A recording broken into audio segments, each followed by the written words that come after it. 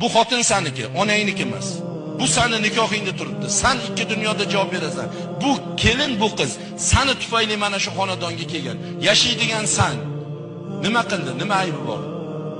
Zino qildimi? Birovni to'shagida ushlab oldingmi? Yo'q. O'g'irlik qildimi? Qo'li egriyakanmi? Topganingni otasiga, onasiga tashlayaptimi? Yo'q. Nima jinoyat qildi? Nima uchun onang hayda deyapti, sen haydashga tayyorsan? Axir sen buni bilasan-ku. Nimaga haydaysan? Haydama, yashasan. Ha, men endi erkakman. Erkak bo'lganimdan keyin bitta gapiraman. Tupurgan tupugimni qaytib olmayman deydi.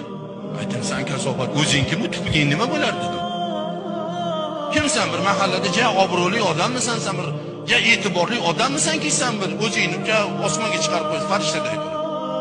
Nima bo'ldimi dedim. Birovi shuncha haligi qizi, katta qilgan qizi bo'lib susasini tashlab yuraverasanmi sen?